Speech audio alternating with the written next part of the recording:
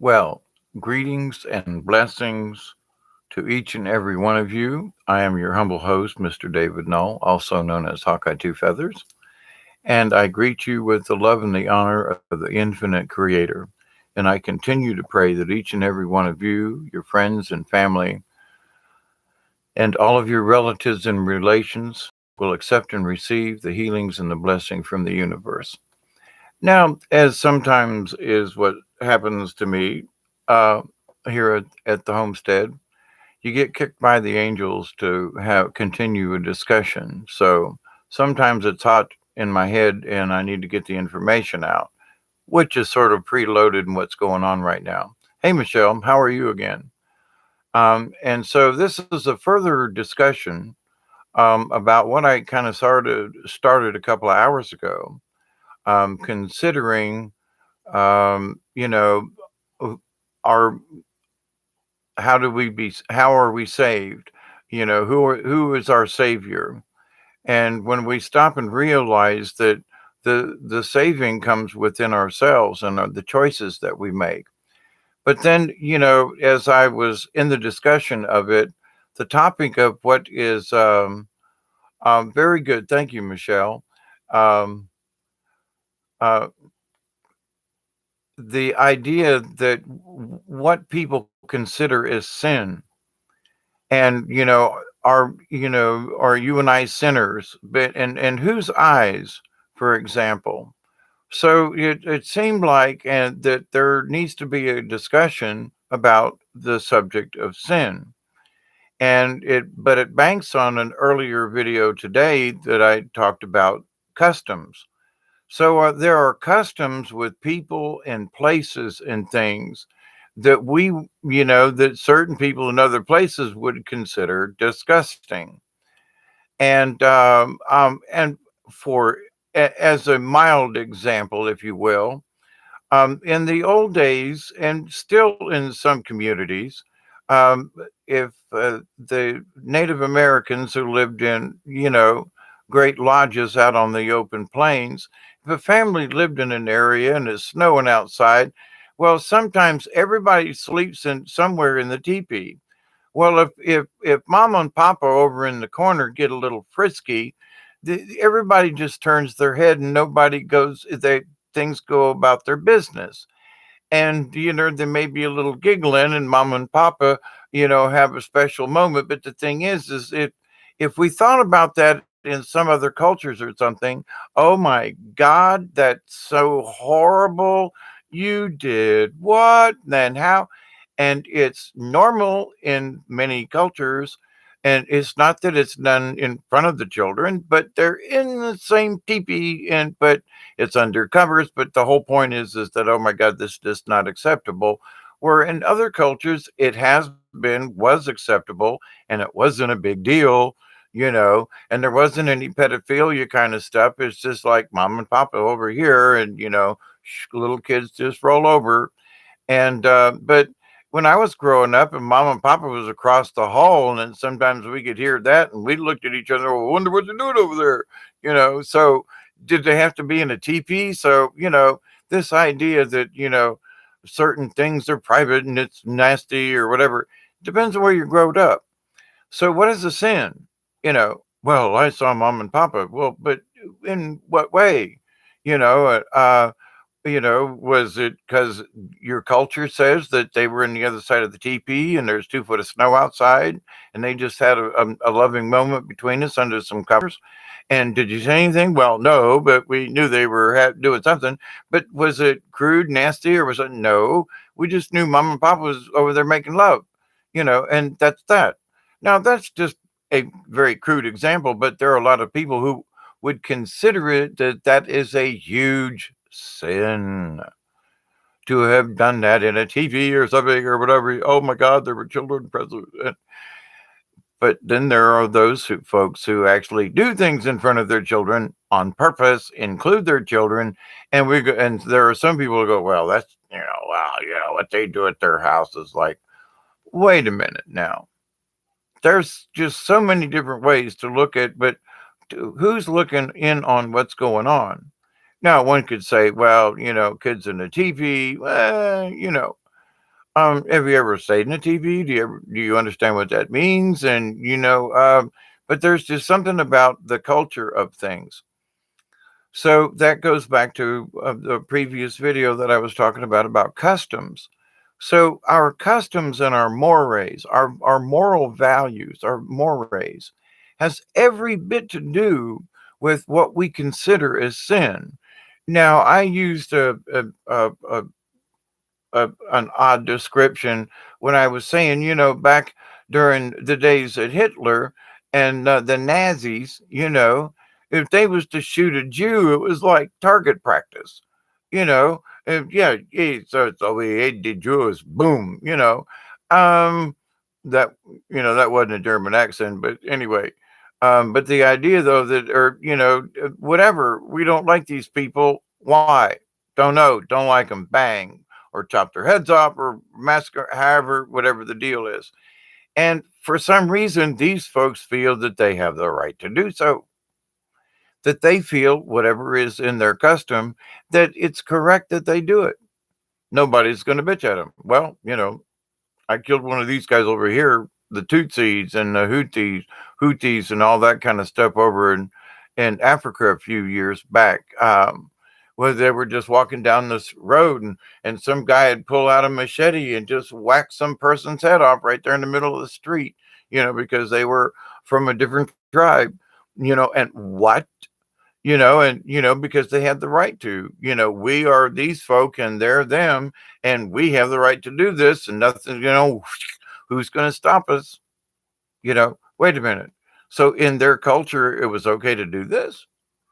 They made the decision, the populace did, not just one or two people, but somewhere down the line, these tribes in Africa, and we do it all the time, in different parts of the world, but to these folk, it got way out of hand.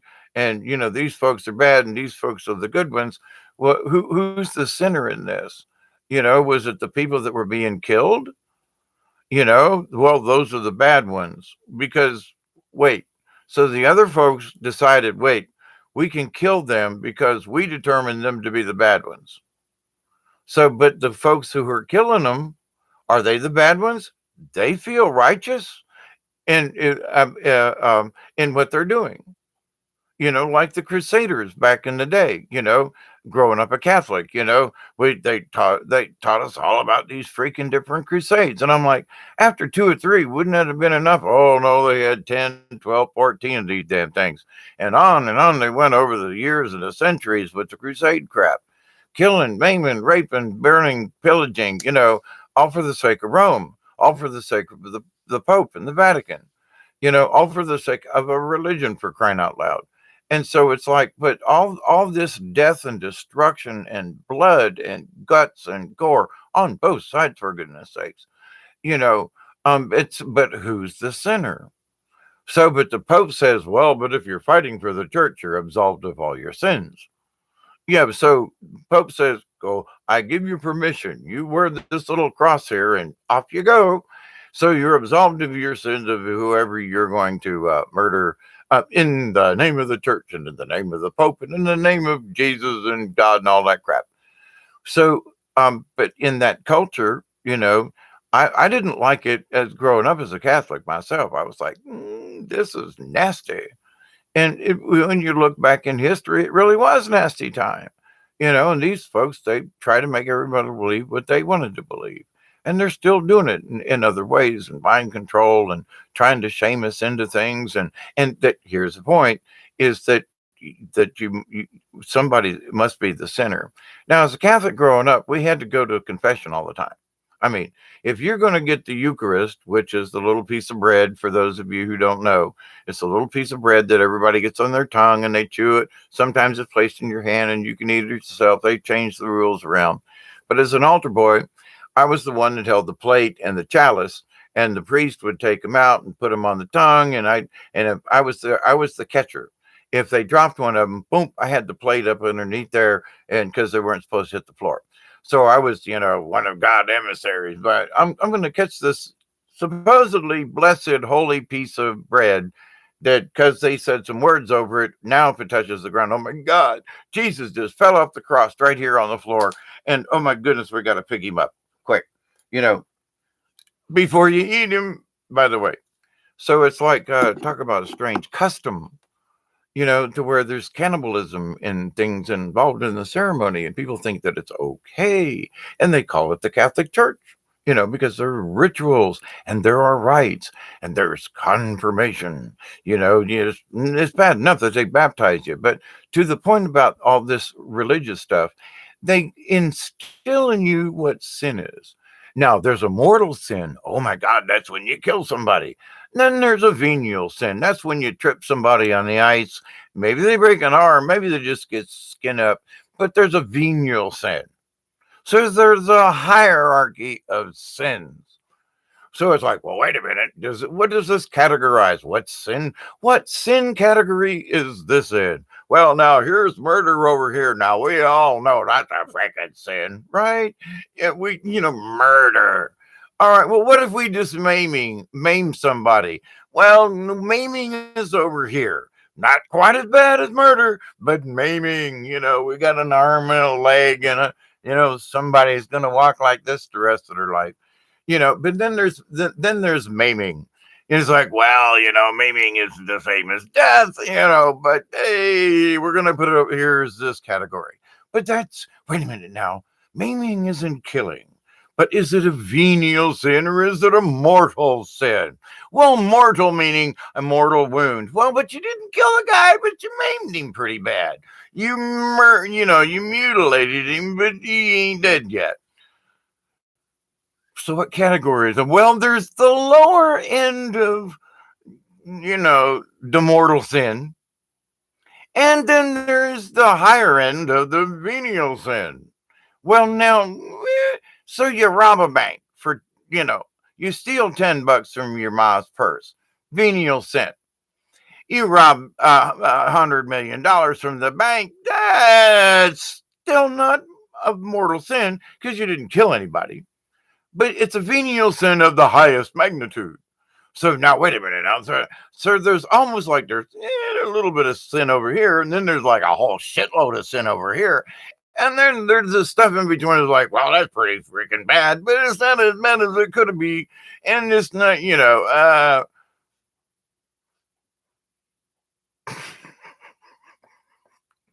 do you understand how nuts this is? But this is what we were taught. But now, if you step back and look at it, let's look at it from my point of view. Okay, let's smoke if you got them.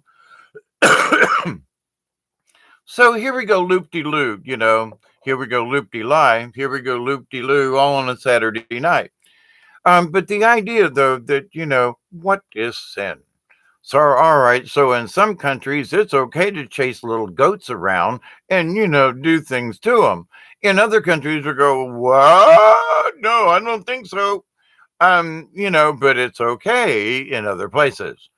Eating of monkey brains is like a delicacy in some places, not here in the United States anytime soon.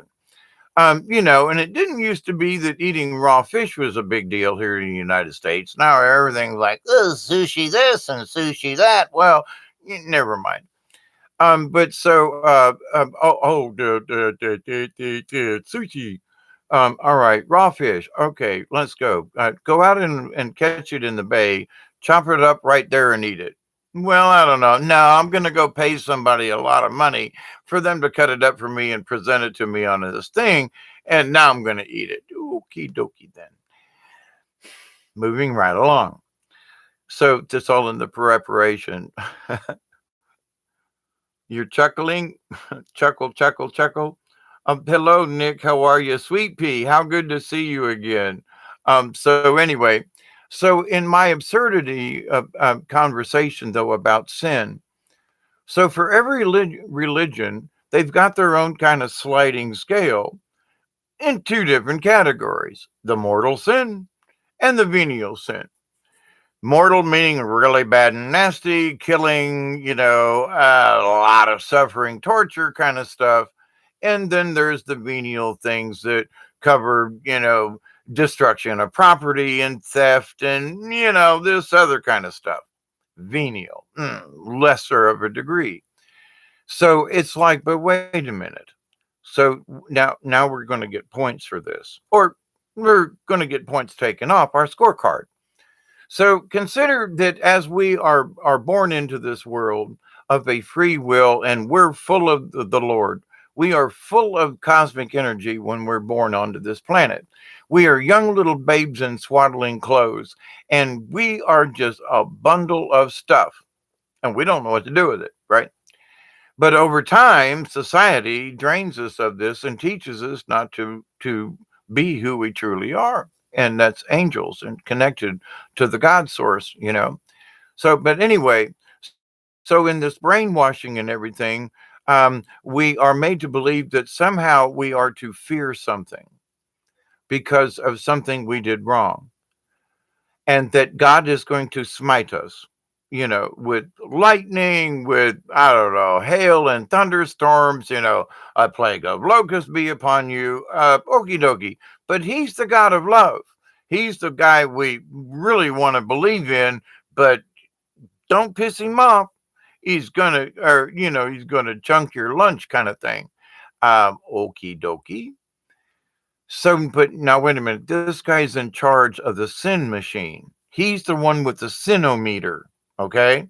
He's the guy with the wheel of sin, murder over here, bank robbery over here. Was it premeditated? Was it not? Was it accidental murder? Was it manslaughter? You beat some guy in the face enough and he fell over and bumped his head on a bar stool and died. Kind of your fault, but not. But you didn't try to stab him to death with a butcher knife. Okay, so sin.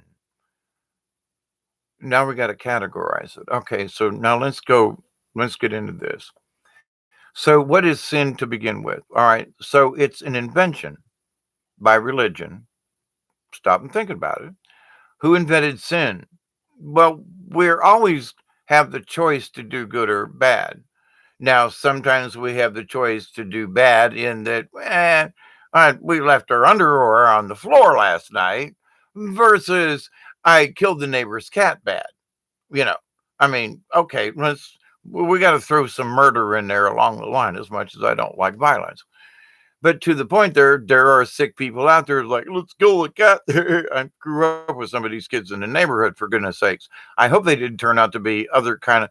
Actually, one of them did turn out to be a sort of a molester, which is a little weird, but we won't go into that. So, and there were some folks in my neighborhood growing up in Tampa that we used to ride around the neighborhood at night, and has look for little boys and stuff. Weird folk out there, let me tell you, has always been. But to the point though that do we get caught up in it? There were those guys who was like, let's go roll a queer, and that they meant it, get him up to the car. Some guy'd reach in, they'd pull him over, they'd beat him up, take his money and wallet, and leave him on the side of the road.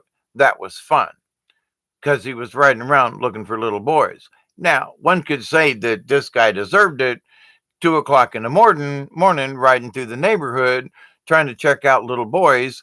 Now, did these little boys, though, have the right to drag him out of his car, beat him up, and take his money? I mean, okay, so who's it sinning here? Which one's in the wrong? Are either one of them in the right? In their own minds, they are. And the old pedo dude riding around in the car, I can see him clearly in my head. Because when these guys, when they wanted to roll this guy, I was like, not me, dudes. Nah, not while I'm here. Y'all go. Nope. I know he's weird and this ain't right, but we ain't doing this neither. Now, later on, at another time, these same other guys that I wasn't with at the time, they did it. They rolled this guy. Yeah, we got $50 out of the guy. We was all proud of it. And I was like, now, in a way, the kinky old dude deserved it. But in a way, I mean, so what's right? So who is the sinner in this? Whose point of view? So we could say, well, they were standing up for this, or well, they should. Okay, yeah, but should the boys done what they did? Now, here's to a thing. Now, I love fractured fairy tales. Here's to you, Bob. Thank you. And to everybody else out there. Nick, I don't know if I said hi. Hello to you all if you're still there. So, to go along with this weird idea of what is sin, so it's like the bottom line should be, what do we decide is the direction that we want to go? And so, previous video, I was discussing that we have the opportunity every second of every minute of every day to save ourselves, to choose to do right or wrong, or to go up or to down. We have the choice to make the decision as to whether or not to save ourselves from being idiots, in the universe.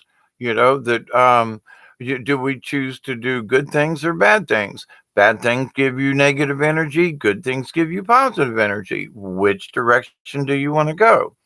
So now that you have made up your mind about that, but what classification of sin are you in? So you say, well, okay, I want to save myself from what? Okay, well, the boogeyman, because the religions made up these stories about all these evil, wicked, mean, and bad, and nasty things. For a lot of us are on this spiritual journey, we understand that these evil, wicked, mean, and bad, and nasty things are coming in and out of this realm all the time. There are many of us that are being attacked all the time. And it's like, dude, if you think, we ain't being attacked now, hey, if anything, we should learn how to deal with these nasty dudes now. So when we go back into our true angel form, we're going to know how to battle these sons of bitches, because if we think the battle is going to be over, no. So part of our lesson in this life is to learn, listen, there are some nasty critters out there. So going to heaven or hell is like, listen, there are nasty things everywhere. So they're only in one spot. They're in a concentrated area. Now, I got to admit there are places in this universe where there are big conglomerations of some evil shit. That's true. But there's also conglomerations of some really beautiful and positive, white light beings kind of stuff too. And sometimes we have to take them negative forces because they're so negative to the rest of the universe. They must be dealt with in some way. Now, me being a person, a being that as I've always said, is the universal law for me is to do no harm to anything. If you can, not if you can get away with it. If you can't help it, sometimes you got to do it. Breaking Dawn and I were talking about it earlier today, and I said, in talking about this, if the other side thinks that we are weak simply because we choose to seek peace, it doesn't mean that we're weak or that we don't want to fight. And the statement is clear. If you fight me, I will stand and fight against you. But I would rather stand in peace with you than fight against you. So if the other side wants to really fight, okie dokie, but I'm not going to instigate it. I'm going to try to instigate peace. But if the other side is just absolutely bound and determined that okie dokie, I'm not going to be such a pacifist as to stand by and be annihilated. No. Now, it doesn't necessarily mean that I'm going to have a horde of ammunition and stuff. No, there's a lot of ways to protect oneself in this world, especially in the spiritual world and in all realms of things. And it's how you think about things. You know, we can be very superior beings when we use our intellect and stop and think and solve a problem. There for those of us who are like good at fixing stuff, that means we're good at solving a problem. Something broke. Well, how can I fix it? Well, jack of all trades. Well, I can put this piece of plumbing pipe in here and fix this for you, Mr. Jones, and that'll give you over the weekend till I can get in here and get some proper stuff. Okay, so you fix something and does it leak and it gets them by for a week. And then you get back in there and fix their plumbing for them. So there's this thing. There are ways to fix things that some people would never dream of. But if you use a little bit of, well, this will work in the short term, okay, and it does. good to go. Other people will go, well, I would have never thought of that. Well, that's okay. But I did, or other people like me have thought this way, and he needed a quick fix, and there you go. So, but so our choice in things is our imagination. So, if we consider something, now there are some folk who would consider uh, a statue of a naked woman to be obscene, or of a naked man, or of two of them, or two ladies, over in France and all and stuff, and other places, all these statues of naked women. I'm like, well, okay, I guess, the women used to stand around in the nude a lot in fountains. I don't know.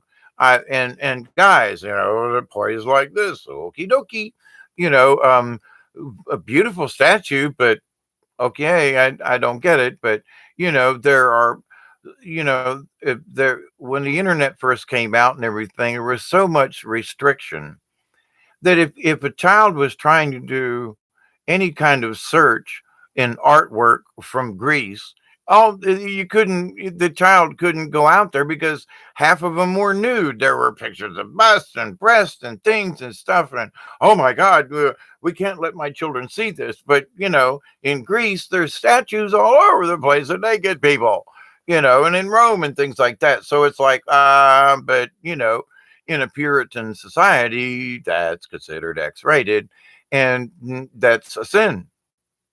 It's a, a sin against what? Well, the sin is you see it and you think nasty thoughts.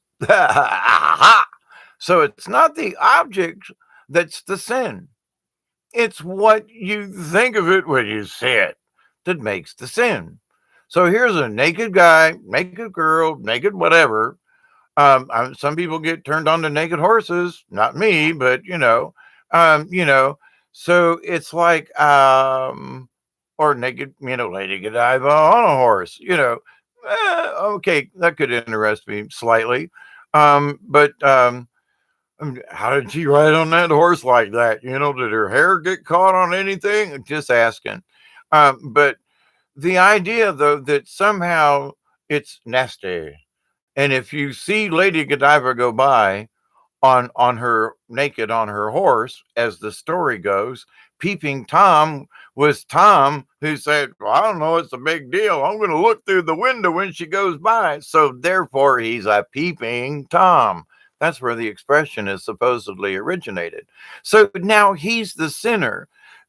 He's the bad guy because she rode down the street naked. But because everybody else shut their windows, to be modest, but he didn't. He's the bad guy. He's forever the peeping Tom. Now, don't get me wrong. People, and there are peeping Thomasinas too, lady peeping Toms. But to the point, though, that to invade someone else's privacy just ain't right. But to that point, though, that the idea, though, that how this guy got his nickname of Peeping Tom, she was riding down the freaking street naked on a horse. Come on now. But you weren't supposed to look. Everybody else said that. He didn't. He said, no, screw this. I want to see, whoa, look at that thing. You know, um, so who was the sinner? You know what I'm saying? And but who made the sin? Who created it? Was the community. It was the situation. It was the church people. It was the priest or the preacher who said, "If y'all look, you all the sinners." When wait a minute, what about the lady riding naked down the street? Is she the sinner because she's doing it? Well, wait a minute. She's exercising her in her own mind, her own sovereign true being. I have the right to ride naked down the street on my horse. You know, and if y'all want to look, up to you. But and besides that, I'm trying to make a statement here. So, but what is the sin? So, okay, here we go. So now, what makes moving into a different area? What makes the sin if you're a good businessman? So, if you make 10% on a deal, and you say, well, 10% of $1 million, well, that's 100,000 bucks going in my pocket. Well, okay. Was the deal worth it? And was your commission like that? Okay.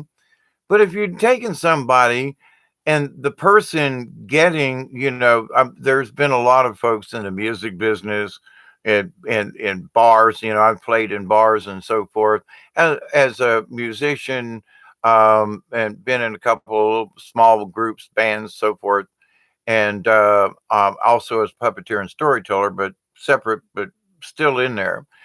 Folks, well, that's too much money, and they want to get their cut out of it. And so it's like, well, I'll do it for $100, when technically you should. Other folks were getting $500 a good, but well, you're not as well known as other people. But there was still 1,000 people there that I entertained for 3 hours, but it was only worth $100 because not as many people knew this who I was versus this other guy. People left his performance and they came over to mine, but you paid him 500 and me only 100. Um, he worked for 45 minutes. I worked for 3 hours. Don't bitch about it. I had a good time. I needed the $100, but to the point though, the people who were promoting it, oh well, you're just not worth what he was worth. Not to the people out there. That's why I had a tip jar. I made it $100 in tips, so yeah, it came out okay. But to the point though, in my life, I'm seeing how things are gauged. Well, because his name is something bigger than he's worth more than the next guy. Well, wait a minute. So in this, it is about worth, but it's also about the people who are promoting. They're cheating.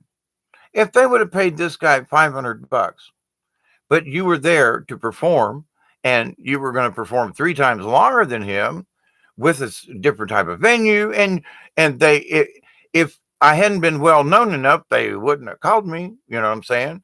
I had my references, otherwise they wouldn't have called me. So I'd been into the public library system for many years and had a good reputation. So they knew I had a good reputation. So, but then why wouldn't they pay me what the other guy was? Because he was from Atlanta and I was from Meigs. So, well, but he's more well known, but not to the people in South Georgia. A lot of people knew who I was back in the day because of all the different libraries I'd been in. A lot of people had seen my puppet shows and seen me personally. So if somebody said, well, Mr. Dave's going to be over in Albany at blah, blah, blah, people would drive in from the nearby towns because that's what they do around here and would come to see me at the library. And somebody'd say, hey, I'm from over in blah, blah, blah. I remember you, Mr. Dave. Little kids would come up, and reintroduce themselves to me. And so, over many years of doing this, I realized, but I wasn't ever worth what the other guy was simply because he was from Atlanta. That was all. Well, he's from Atlanta. Well, okay. So, well, he had to drive down here. Well, I had to drive up here. A day's a day. He had to drive a couple hours more than me, but I still put in the time. But to the people who were doing it, though, they had to make a decision of who was worthwhile. So there are people all the time making these decisions.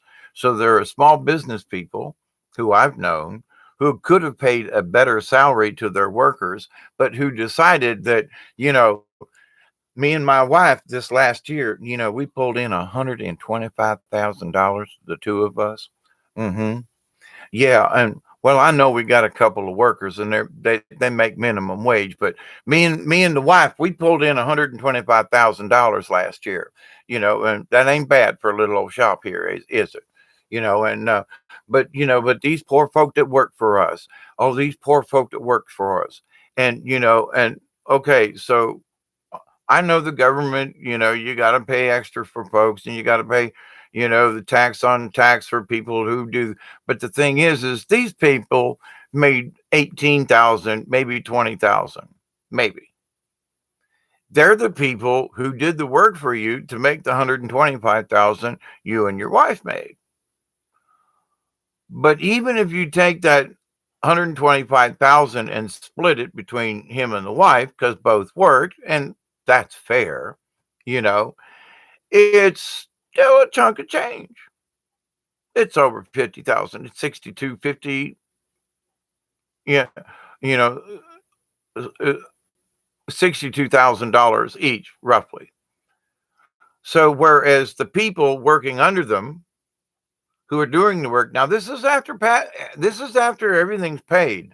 They bring home 125,000 clear after all the taxes and everything's paid for. But then they complain that their workers, well, I don't know. We had to pay. He had overtime, and I just couldn't afford to pay that overtime. Well, he helped you make that 125,000 this year. Yeah, but I had to pay him overtime. Now, but these are righteous Christians complaining about the people that helped them make 125,000. No way could they have done it on their own. But they've made judgment calls and said, well, I am more important, me and my wife, than the people who help us make the money. We live comfortably, they don't. They're late from work, we bitch about it. Well, because they don't have a decent car. They don't have decent health care. They don't have a babysitter. You have everything you need, and after you've paid all this, and you've got some tax write-offs that are a little shady, but you and the wife have cleared at least $62,000 apiece for a total of about 125 grand, which is really not rich. But are you telling me you couldn't have gave up 5,000 each to help out 5 grand to one employee and five to the other two employees? You couldn't have given 5,000 each. So 100 instead of 125,000 a year, you made 115. But you made your employees happy. You raised their life. Oh, but no. Well, but that's not good business. Why should I pay them more than minimum wage? I give them a good job. I give them a clean place to work, and they make up excuses as to how they can cheat their employers. I mean, their employees, them being the employers. So it's like, can we stop here and think about this? But who's the sinner in this? They don't think they're doing anything wrong, but they're cheating.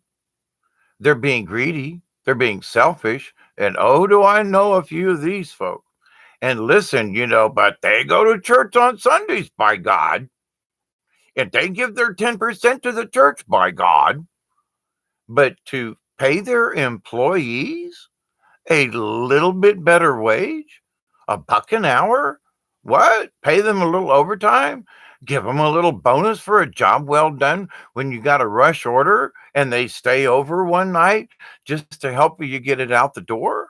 And you say, well, thank you very much. But then you don't do anything about it. You just say, well, they're a really good employee. Did you give them a bonus? Well, no. Why? You think they deserve it? They just helped you make 130,000 this year by getting that order out on time and getting a new customer. Well, yeah, but that's just good business. Okay, so good business. Is it good business? Is it greed? Is it, is there sin involved? So what about the employee that takes 10 minutes extra on a lunch break? Now, is he cheating?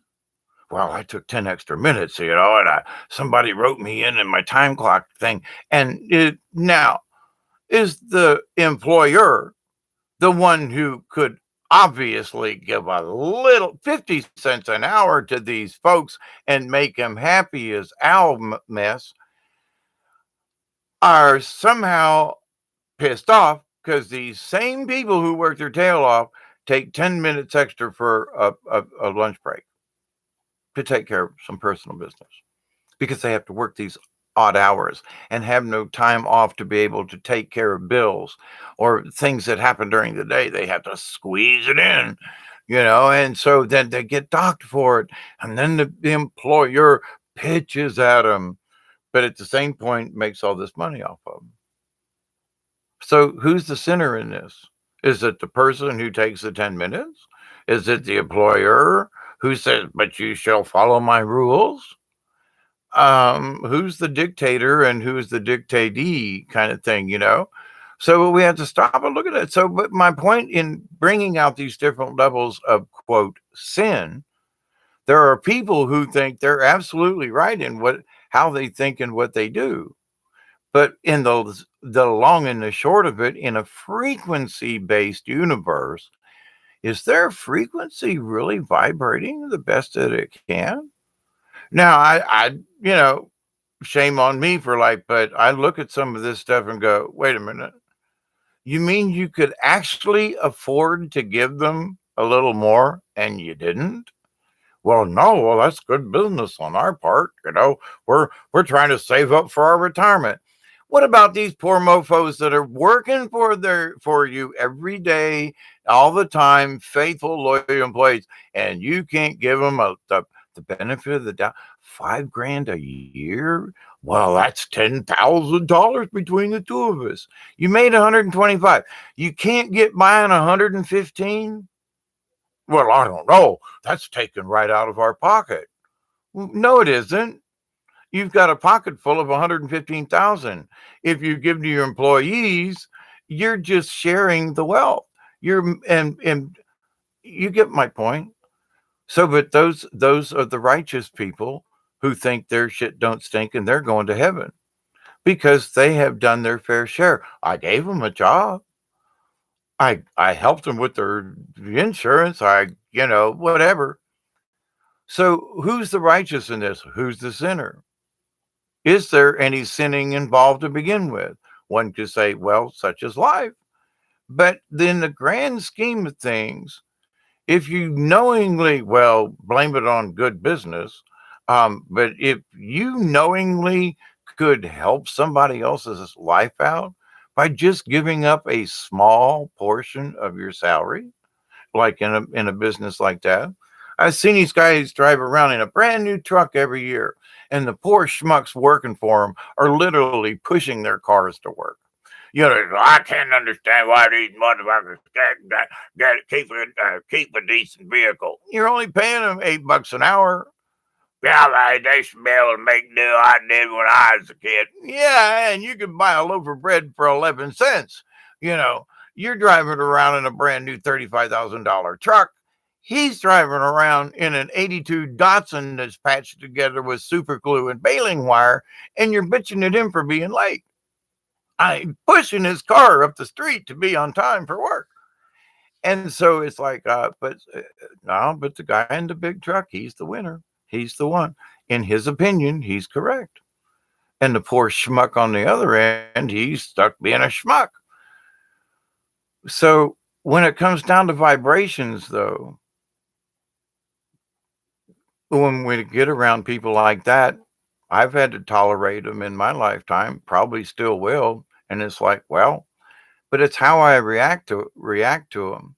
And so instead of them like being kings over me, I take pride in my work. And you can't take that away from me. If I do whatever I'm supposed to be doing. For example, a few years ago, I've worked as a short order cook, and I worked for a gentleman who I ain't going to drop no names or nothing, but I did some short order cook work for him. He did some Cajun cooking at the auto shows in Moultrie, and he had trouble serving all the people that he served.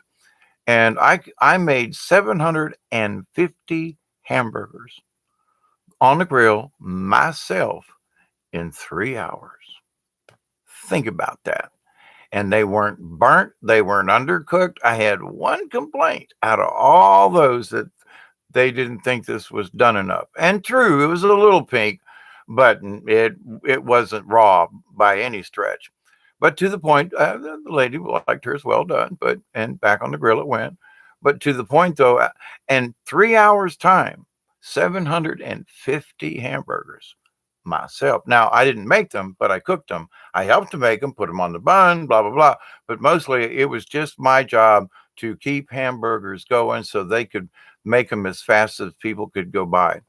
That's a shitload of hamburgers, my friends. And yes, there were double lines, and there were folks. It was at a big event. But to the point though, this guy was like, "Well, we only worked for 3 hours." Yeah, but I made 750 hamburgers. Oh, yeah, but you only worked for 3 hours. But I made 750 hamburgers. How many did the last guy do? Well, we only sold 560 last time. So I made almost 200, at least 200 more than the last guy you hired. And you say that I'm still only worth $10 an hour. You only want to pay me $30 for this? Are you serious? And he was like, well, I don't know. Maybe I could push a little more your way.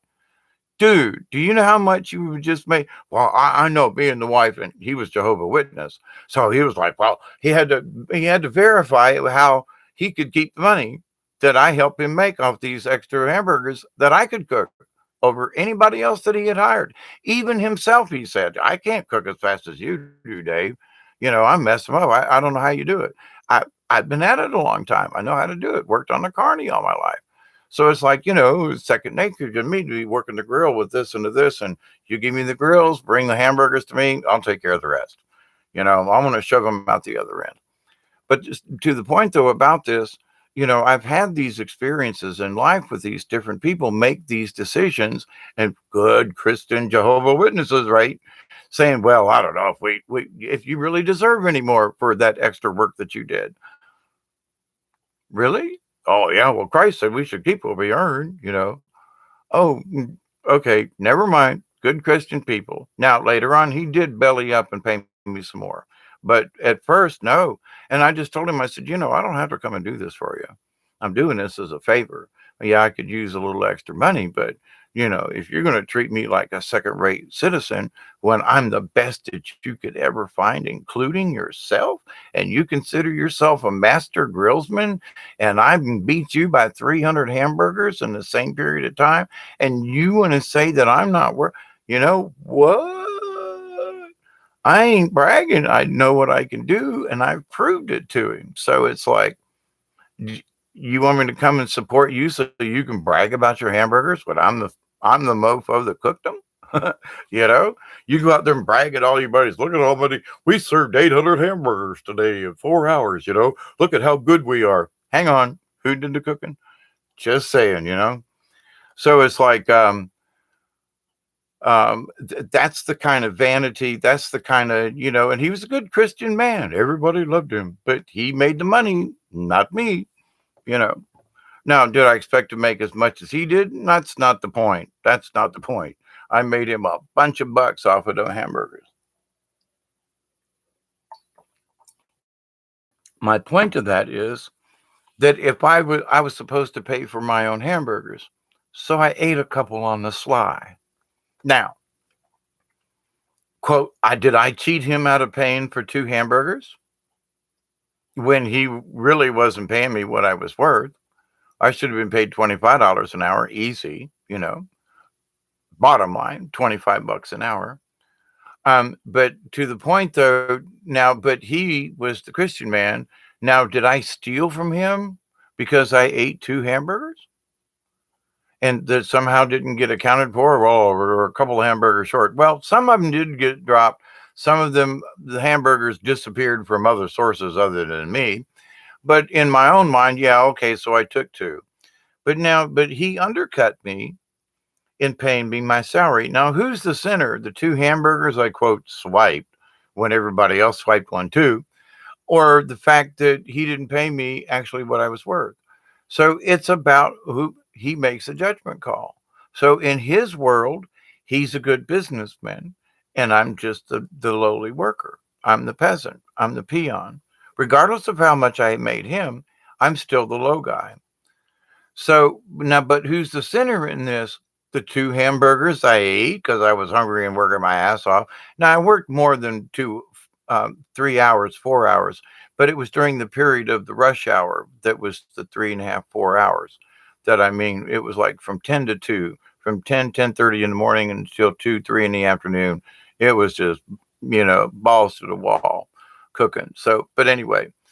But to that point though, but who's the sinner in that, and who sinned more or less? The 2 hamburgers, which could have disappeared in any manner of ways, or the person who knowingly knows he's getting by with not paying me as much as he ought to.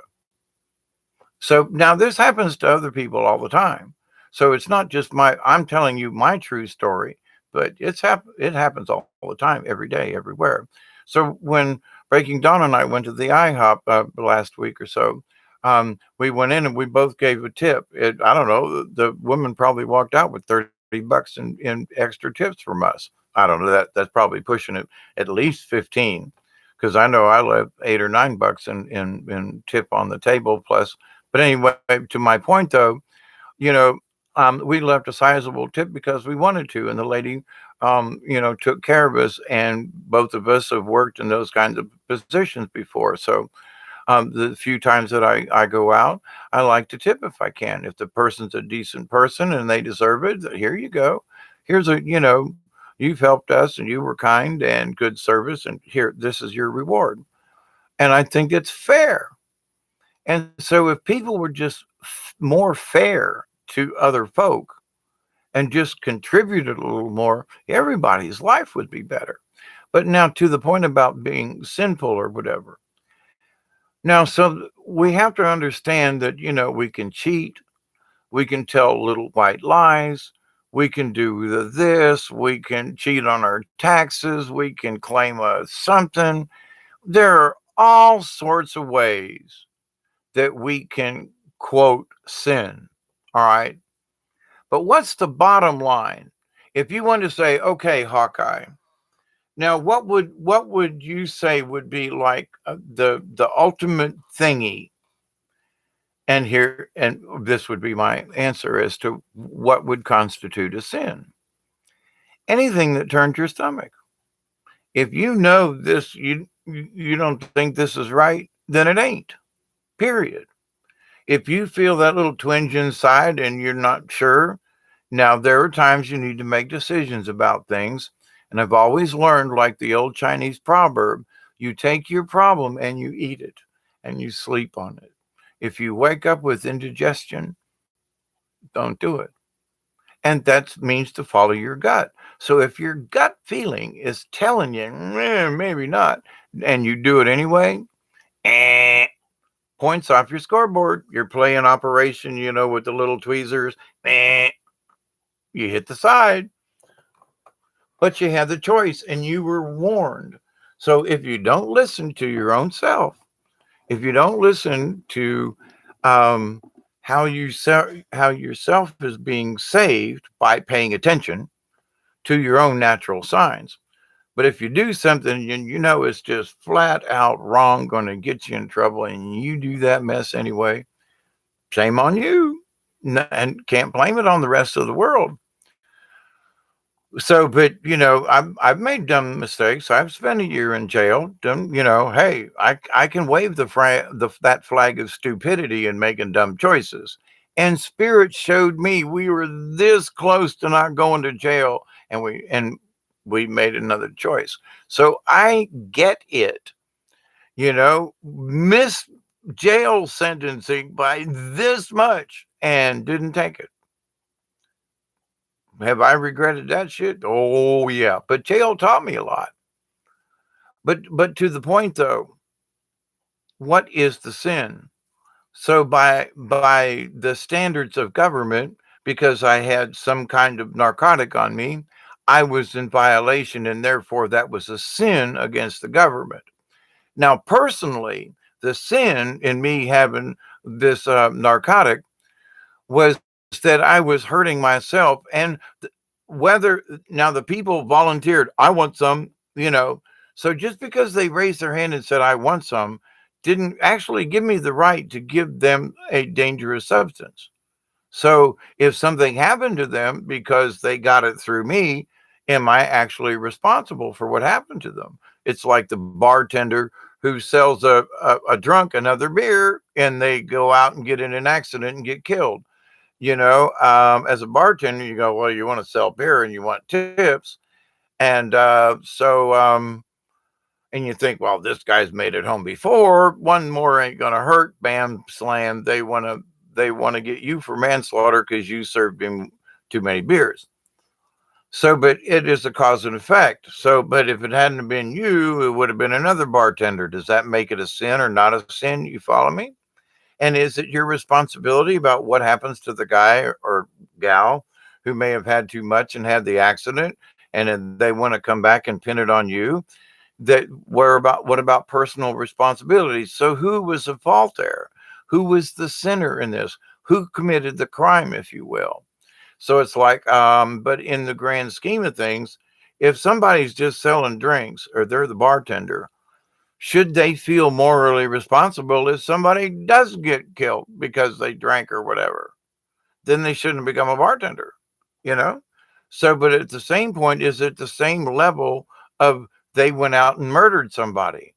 Is it even the same realm of manslaughter where they got in a fist fight with somebody and hit them too hard and the person died from a, an abstract kind of thing? Shoved somebody and they fell down the stairs and they died. You didn't do it intentionally, or maybe the stairs, but to the point though, you didn't really plan on it. It wasn't a second or first degree murder offense, but there was a death involved. So, but to the point though, there is a death in all kinds of things. So, is abusing someone over a long period of time, is that considered a death? Well, if someone puts up with it, and like a battered wife, battered husband, if you tolerate it and you keep getting beat up, and you take the punishment. But what about the person? Not to say that the person getting beat up deserves punishment or that they're the sinner, but in the eyes of the person doing the beating, the person getting beaten has done something wrong. They have sinned in the eyes of the person who's the abuser. So, and the person who's being abused feels guilt or shame for whatever reason, and they believe they have sinned in some way, whether they have or not. But to the point, so there's all these level. What is sin? What is right? What is wrong? But the bottom line, if it turns your stomach in the slightest bit, or you have reservations about something. Now, I brought up this point in another video, but it bears being repeated. There is that point where you say, well, I don't know. Well, there's that somebody comes up to you for a small business loan and you got some spare change. And somebody says, I need $200. And you go, well, I don't know. Let me sleep on it. And there's somebody else, that is trying to cajole you into, a $2,000 loan or co-signing on a car or I don't know, something like that. So you would say, well, I don't know, the $200. Well, I could kind of live with that, with 2 grand, or if you put it in another ballpark, would I do the same thing for this same person? Are they trustworthy? And to the point, though, you might say, listen, this person, their car broke down. They need money for a new transmission. It's obvious. Okay. There is no joking around. They dropped their transmission in their vehicle. They're down. They can't afford another one. Another transmission is going to cost them $800 and they need help. You help. Now, if somebody says, look, I need an $800 loan because I'd like to get, my truck needs some work but they don't really spend it. So, there's that need. And if the thing is like, well, I don't know, if I don't know if I could lend you the money for your transmission. I got money in the bank, but that's going to cut into it. Yeah, but you got 10 grand. Let's just say there are folk who I know have more money than that, and $500 ain't shit. They spend $500 on a weekend trip and don't think nothing of it, but they spend it on themselves. But to give you that $500 to fix your transmission so that you can drive back and forth to work and feed your family, that's too much money to give out. So they make their own discretion. Well, I don't know if I can use that money. We were planning on going to the beach next week. Well, you were just at the beach 2 weeks ago. Well, I know we got a condo down in Panama City, and we go down there every 2 or 3 weeks. We drive down there, us and the kids. But I don't know if I can lend you any money to fix your car. But we'll see you when I get back on Sunday afternoon from my trip down to Panama City to stay in my condo and for me and my kids to have a good time and spend money. But you go get another job and so you can fix your transmission. You'll work it out, boy. Who's the sinner? I mean, you know what I'm saying? That goes on a lot. To me personally, many times, too many times, tired of counting them kind of thing. But you do the best that you can. And I just like them folks, well, I got what I could. Sometimes I'd kind of cheat. How many hours did it take you? 12.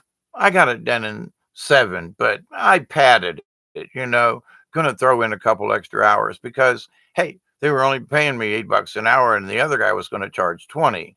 So I could pad it a little bit by saying, well, I worked a little longer on it.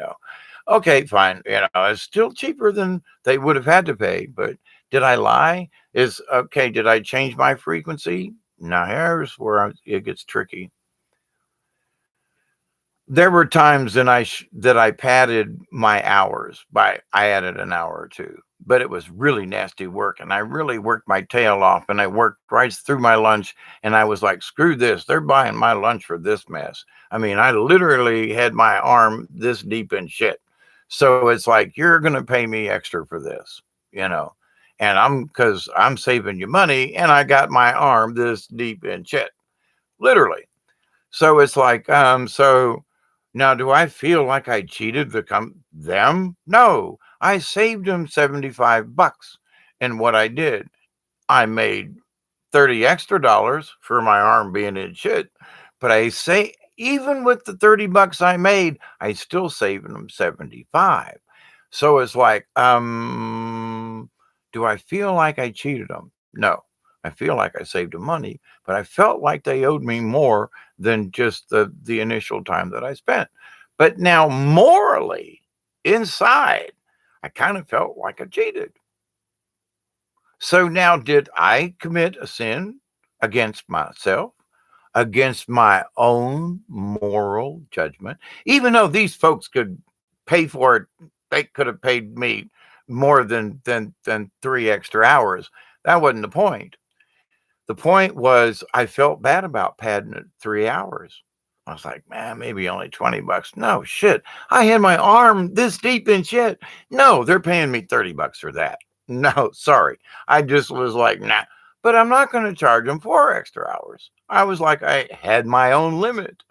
And they would have still paid it because I still saved them $75. It would have been $65, but to the point, I still saved them money on what it was going to cost them.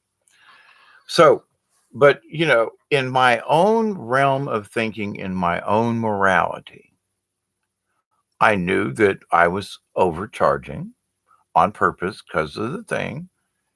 But even up to my own point, I had my own morality. You see, where do we draw our own moral line? You say, well, everybody else is doing it.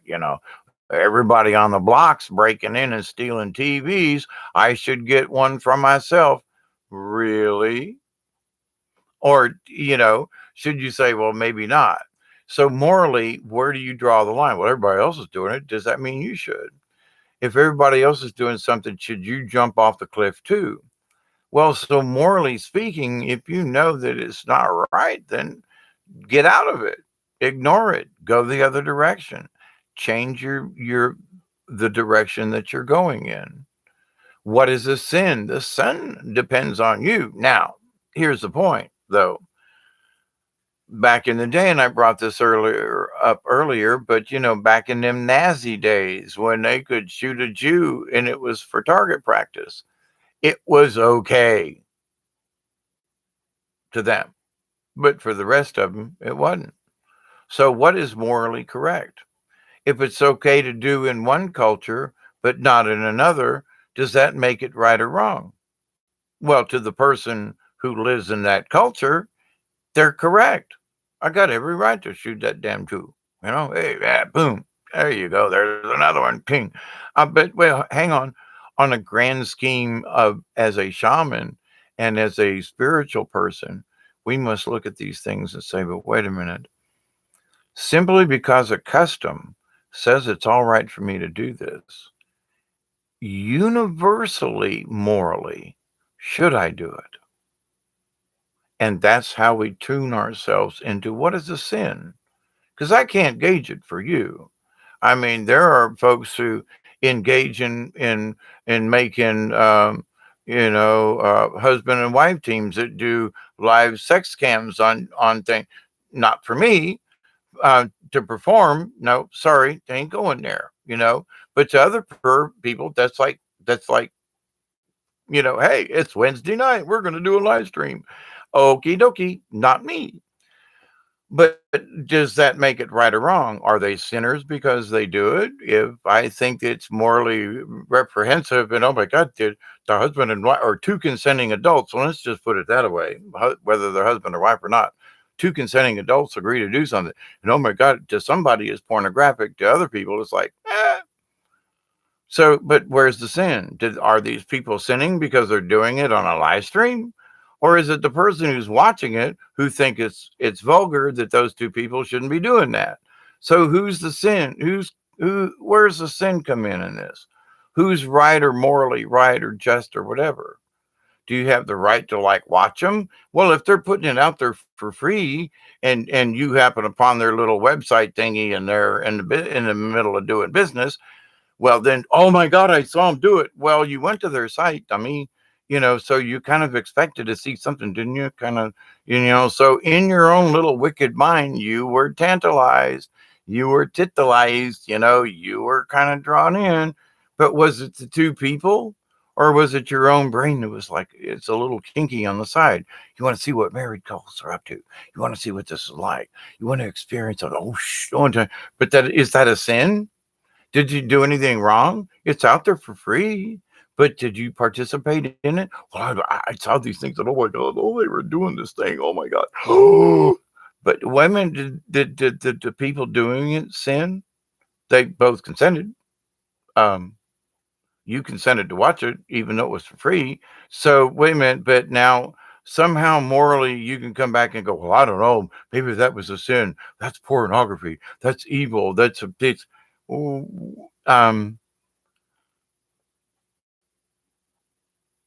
I could say there are a lot of evil things out there. And, from a moral standpoint, listen, okay, people who do it, live stream or whatever, and put it up there, one could say that's evil, wicked, mean, bad, and nasty.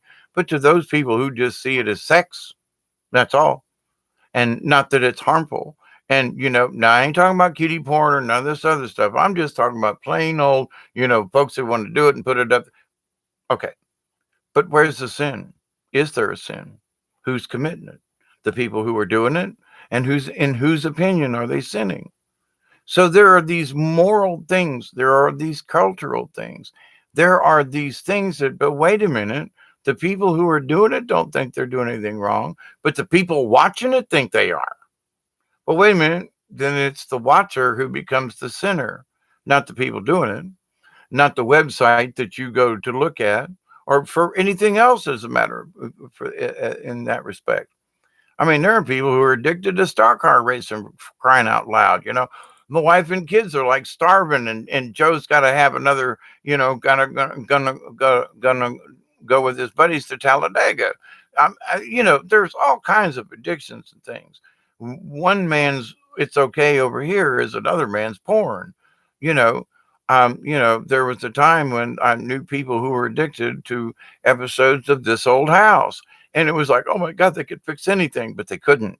They could barely turn a screwdriver, but they watched This Old House, and now they know how to do it. And they watched Stan do it, and this and that. Anyway, but to the point though, it's your opinion. It's where you stand in the world. It's your perspective.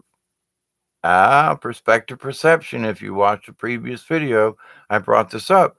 So, from your perspective, where you stand in your culture and in your customs dictates what is morally yes or no. What is turn your stomach or don't turn your stomach. Now, there are some things it's like, eh, those two people are doing yeah, okay, you think it's nasty, but all right, but they're not hurting anybody. They're two consenting adults. uh we just don't happen to agree with it. But does that make it a sin? Now there are people who are go into fist fights. I've seen some of these folks who literally punch each other, blood squirting and stuff, just because they want to see who's He-Man. Now they're inflicting damage, but they're two consenting adults. Is there any sin in that? And these two guys clobbering each other to death. Well, one could say the two people over here doing some would consider nasty. And then there's two guys beating the crap out of each other in boxing and karate and stuff, there's blood all over the place. And I don't mean, wrestling and stuff where some of it, maybe a lot of it is fake. Yes, Virginia, some wrestling is fake.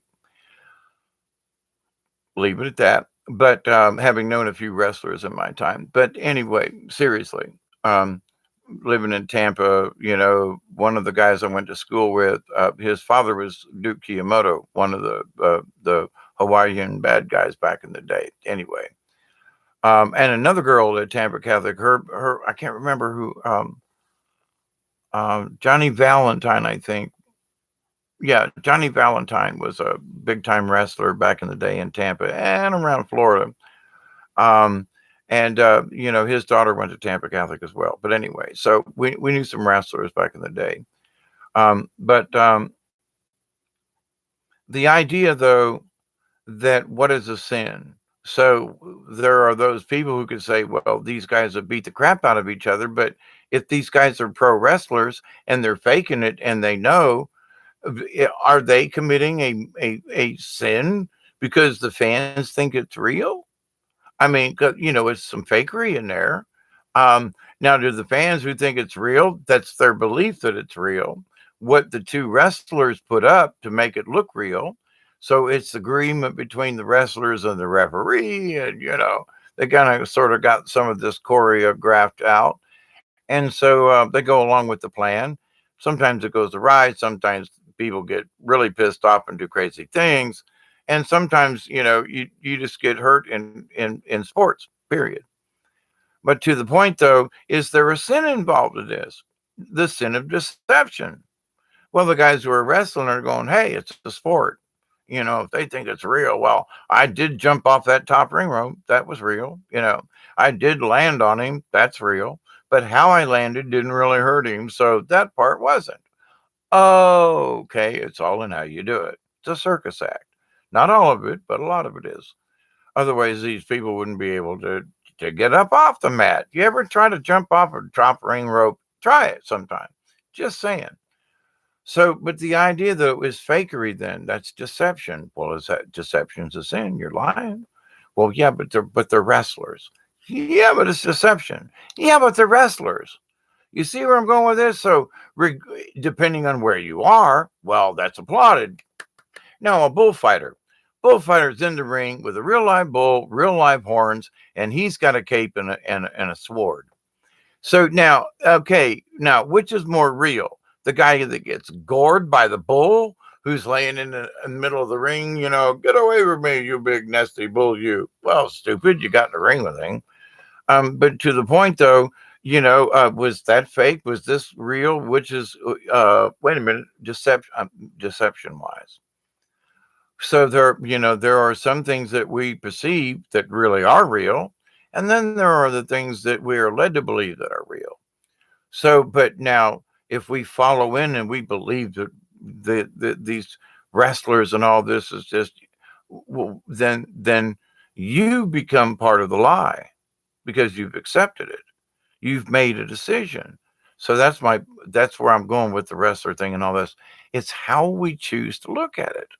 So to one guy, and I used to go to the Armory down there in Tampa. Trust me, I used to be one of them screaming fans, man. I love going to the Armory, down there in Tampa. To the wrestling matches. I've seen live cage matches. Oh my God, the fans go nuts. But to the point, though, it's like after a while you go, wait a minute, I know that girl's father, and I know that guy's dad. Anyway. It was still fun. We still went, but we believed in the lie. But we knew it was a lie, but we believed in it and went along with the crowd. But see, now that's just wrestling and that's just entertainment. But there are things in life that we get caught up in and that actually we may have a choice of like, now I come for the entertainment, but am I going to believe that all that's real? No. Okay. That's where watching it for entertainment, but then going and say, "My God, I want him to smash his head against the wall. I want to see blood spurt into the third row, in the balcony." Different kind of fan, you know what I mean? there are those who like really want to see the for really honest to God see this guy's face get smashed in, and you kind of wonder about those folks. But at the same point, like, can you blame them because it's wrestling? It's kind of promoting it. So you want a reaction from the crowd, but then if you get an overreaction and people take a little too serious, then didn't you kind of fake them into it? I mean, so didn't the guys doing it make the sin versus getting the fans riled up in the stands? The stands are riled up because of your fakery. So did somebody, if somebody gets hurt during this, which fans have beat other fans up over this stuff, who's at fault? The fan who believed the crap, or the guys who were putting the crap out there for the fans to get riled up over?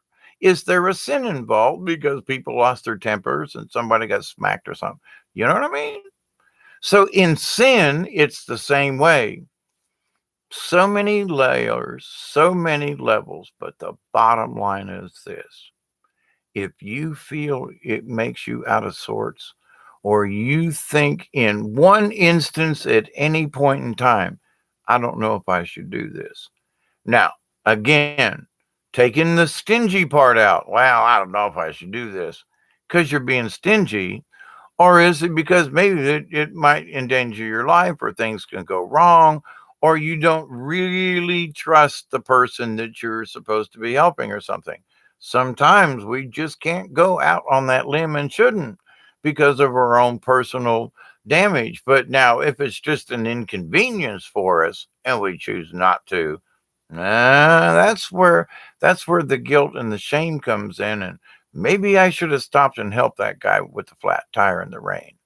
I could have stopped, and he was really in trouble, and I just drove on by and splashed him. Yeah, who gives a shit? And drove on by. Maybe I could have stopped and helped, or at least pulled up behind him and put my dims on so he'd have lights. Maybe I could have held an umbrella for the poor guy.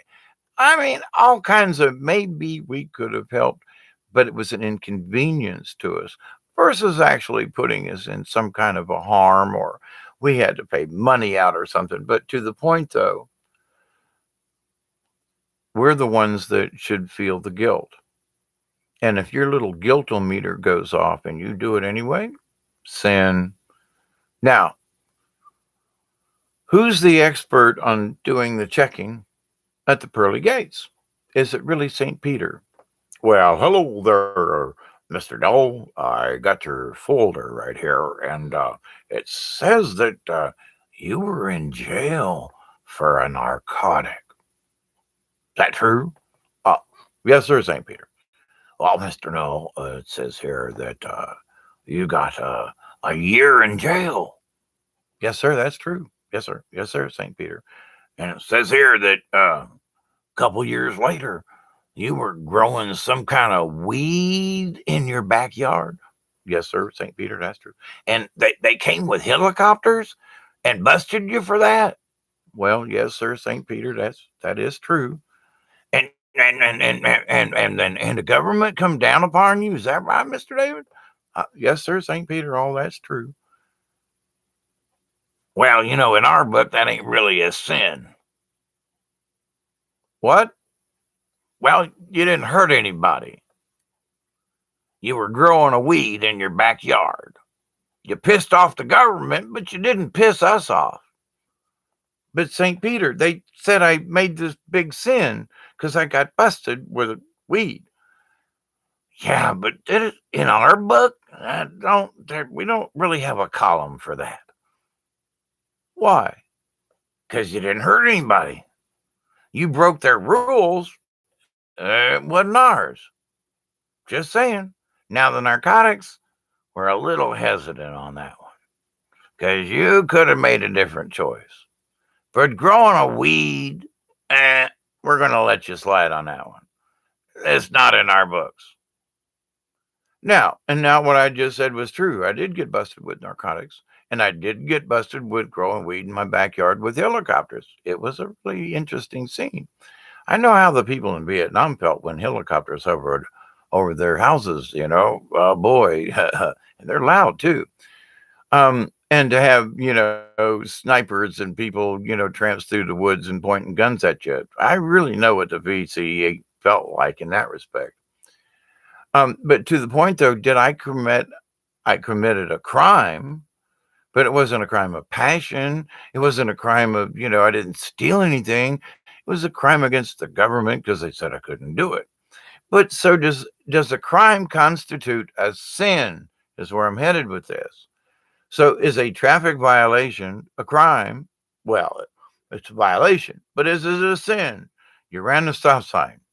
Yeah, well, now, did you run the stop sign because you were being pissed off or that you felt that you were superior and you didn't have to stop? Or did you go through the stop sign because you were distracted? There could be a lot of other reasons that you went through that stop line. If you weren't paying attention, you could have had an accident, killed somebody, you be killed. So maybe you need to be penalized for that violation.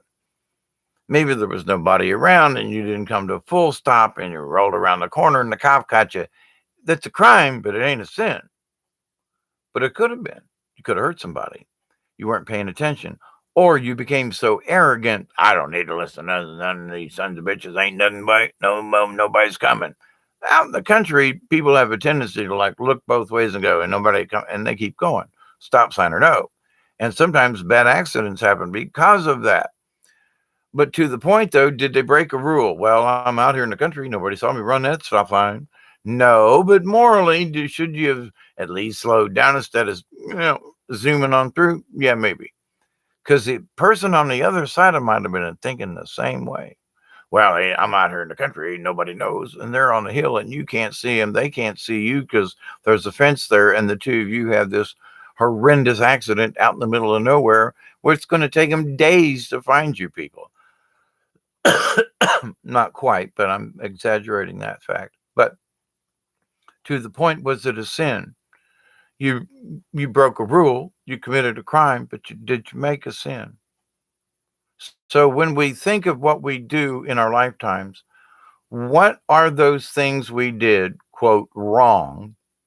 Did we break a rule that did no harm? Or did I actually do something that affected somebody in a way? I altered their point of view. I harmed them, hit them with a baseball with a kid. I got pissed and tossed a bone, and bunkered them on the head once or something. I mean, were there things that I actually could have done differently?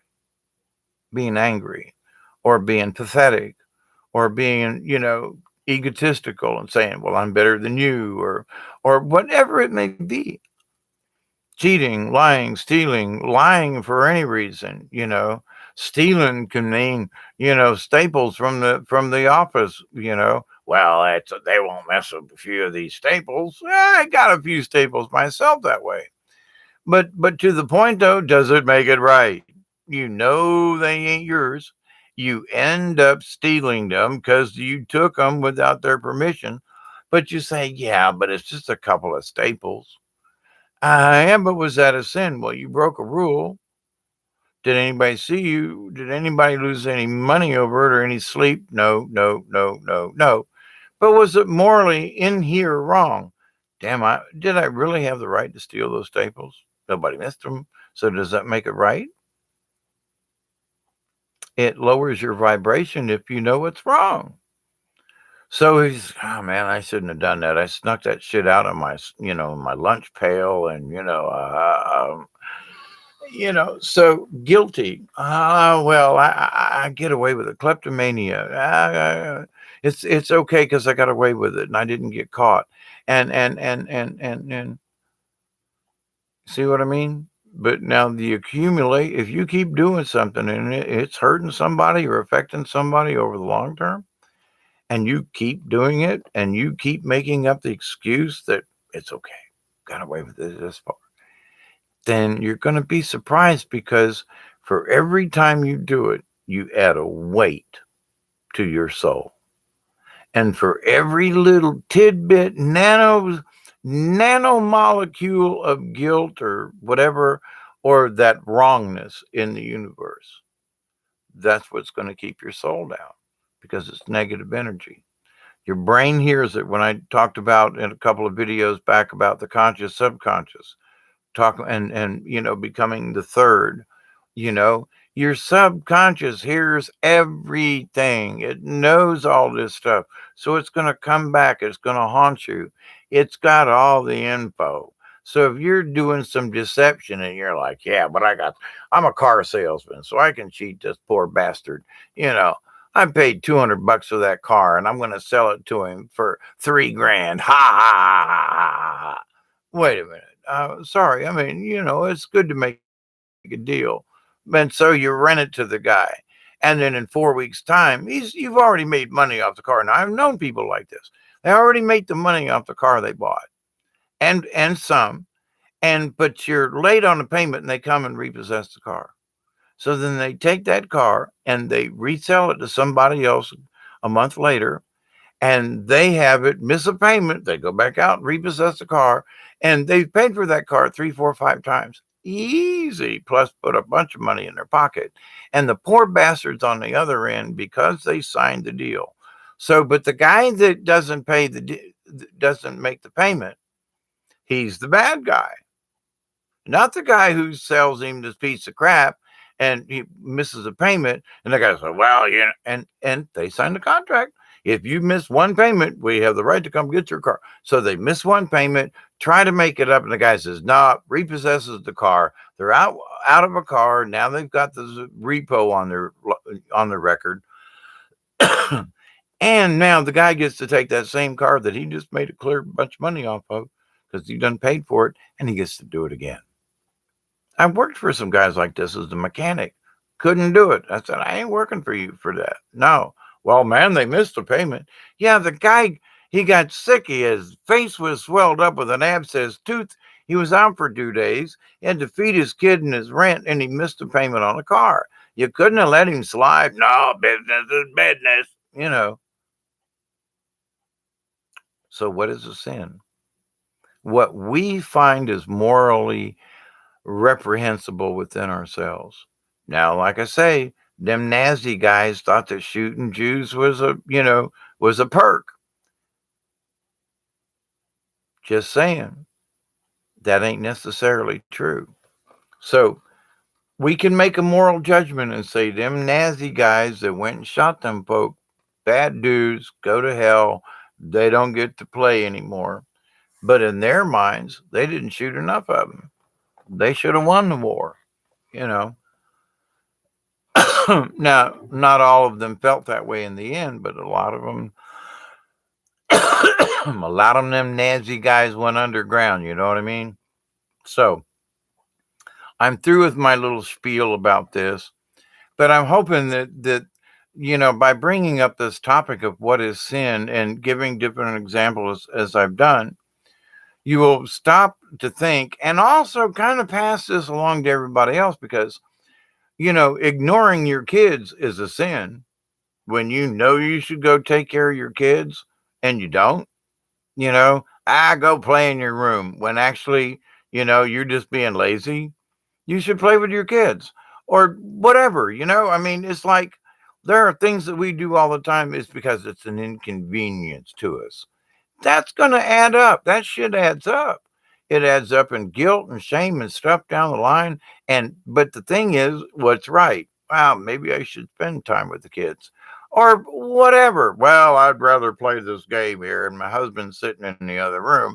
You ain't talked in days, but it's so, well, he's okay. He's watching the ball game. I'll just play my game. So watch the ball game with him. Go sit on the couch and play your game with him instead of, well, I mean, there are so many things we can do differently that some people choose not to. I say, let's reconsider our decisions on a micro scale and on a macro scale. Each one of us is responsible for ourselves. I can't make that decision for you. We can seek each other's advice, but I can't tell you what's right or wrong. Because from my point of view and my perspective, maybe it's wrong.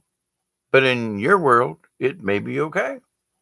Now, hurting anything, any individual, cutting down trees, it's I mean, animal cruelty, it doesn't matter. If your advice or you're seeking something justification for harming something, then I may not be the person that you would want to seek advice from. And or maybe you are, in saying that, do you really understand why you're harming this individual or the land or you're polluting, or why are you still drinking out of plastic bottles, for crying out loud? Why do you killed 12 deer last year? You could only put 4 in the freezer. What'd you do with the other? Well, they were just trophy deer. Oh, come on. You're going to shoot a deer just for the head. Sorry, I ain't going there. You know what I mean? So killing for putting deer meat in the freezer, good. I, I love good venison. Sometimes someone will be kind and give me a little bit of venison meat, deer meat. Oh my goodness, yeah. But at the same time, there are those, and one of my neighbors up here used to be one of those people that shot him just so he could mount the heads. You know, not the same kind of thing. So who created the sin morally? Hi, Marie. How are you down under? If you judge, you can also be judged. And we are, but judge not lest you be judged is in the Bible. And Marie says, sin to me is like living something that is counterfeit to your true purpose. Counterfeit, very good choice of the word. Counterfeit to your true purpose, like the digital era, you're replacing worth to a currency where we value material possessions more than is spiritual. Lots to think about what is sin, the devil in the details and the fine print. I'm good. Yeah, that Bible. Yep. Thank you, Marie. Very good points that you brought up. And to the point though, some people think certain things are okay to get along with. And some things in some cultures are like, well, we mutilate each other all the time, we put, there was an African tribe back when I was growing up, they had a National Geographic, and they would take hornets and bees, live hornets and bees, and weave them into this mat. Okay. Yeah, this mat. All right. And then they would take the young girls or whoever, sometimes the men, and they would place this mat on the back, live bees, live hornets, and put it on the back of the individual and let them. And so the bee stings created this pattern, and it was prized in the tribes. Now, in our culture, we'd think this is barbaric and we're harming this person, but to the person and to the people, what about the bees? But to the point though, that was their custom, and they considered it to be an honor, to have this mat of bees and wasps placed on their back. I'm like, nope, don't think so. Don't want to join that club that bad. You know what I mean? So, but anyway, so in discussing these things, we must also look at what is sin. But we got you got to be, honesty. You got to look in that mirror and look at the devil, because we are the devils. We allow the devil in, we allow the devil out, you know. We make the choices, and if somebody says, well, the devil made me do it, did he really? Or did you just were too lazy to say no? Hmm. My friends, I love you, I do. Third video for this day. Oh my goodness, it's been busy. I love you all, I do, but lots to consider, and lots of people trying to convince us that, that those of us who don't believe in a certain religious point of view, we are the sinners. I, because I speak this way, am a heretic against Christ. And far from it. I believe in the guy, I just don't believe in the Bible the way people do. But I believe in the man. I believe in the things that, happened, whether they did or not. It's my choice to believe. And so, but do I believe all the other crap that goes along with it? Not so much. Not so much. There's some good writing. Yeah, but not so much. But what I do believe in is what I can smell, feel, touch, taste, experience. It's what I see in other people. It's watching the reactions of other people. Well, this guy kicked that guy, and that guy kicked this guy, and it ended up in a brawl, and people got hurt. Now, if we replay that scenario, this guy kicked that guy, and the other guy said, "Hey, that's okay. I don't want to fight." And that was it. Choices. So, bar brawls, the other guy's got to throw a punch. And now, one guy could just keep punching on the other. I've seen that. Somebody needs to step in, and I've got punched for stepping in. But I'm like, hey, man, he's down. Leave him, leave him be, for God's sake. But to the point, though, was it my right to step in? If I got beat in the head, did the guy intentionally want to beat me up? Did he even know who I was? I was stepping into a bar fight to try to protect another guy and got my own self crashed. So, where's the bravery in that? Well, that guy didn't get beat up near as bad. I did, and I took his blows that were meant for him. But to the point, though, so what are we willing to give up? You know? So did the guy sin against me? His intention was beat the crap out of this other dude. I stepped in. So because I stepped in, does that mean that his intention was against me? You see what I'm saying? So to his point of view, did he sin by hitting me? He ain't gonna feel guilty about me. Well, that guy, he was an asshole. He stepped in when he shouldn't have. I was beating this guy, and I'm sorry for that. But that other guy, he had no business of stepping in, so he got what he deserved for stepping in. That's what was said. Oh, holy shit! Wait a minute. So the guy, he didn't commit a sin because I stepped in. You see, so many levels, my friends. When we love each other and when we do good things, that's how we know that we're saved. That's how we know we are true angels. That's how we know our frequencies are getting right. And that's how we know we're going to float right on up where we need to go. Remember, ascension is only, you can only go so far with ascension. But when we make the transition, remember, it's all about the transition. When we make these vibrational transitions, we move into other realms of space, time, and of feeling, and we're in for a good ride. My friends, I love you, I do. Marie, I'm in the same. I read the Bible, went to church, I just don't fully agree with how it's taught. Yep, same here, and the fact that, and if you don't believe in their religion, you ain't going to heaven in their point of view. You've already been. Every religion has already condemned the other guy. Catholics say in their Apostles' Creed, the Catholic Church, the communion of saints, life everlasting. It's in the Apostles' Creed, and that I believe in the Holy Roman Catholic Church as the one and true church. And every time we got to that part, I wouldn't say it because I still don't believe it. I didn't believe it then in grade school in the 60s, and I damn sure don't believe it now. But so the idea, though, that there only one church is going to get you there is just ludicrous to me. And I understood it then. Maybe that's why Mother Mary came to me all those years ago, because she saw that I was looking through the lies. It's more than only Catholics are going. It's more than that. So thank you, my friends. Thank you, Marie, and anybody else that is lurking out there. I do appreciate you and love you.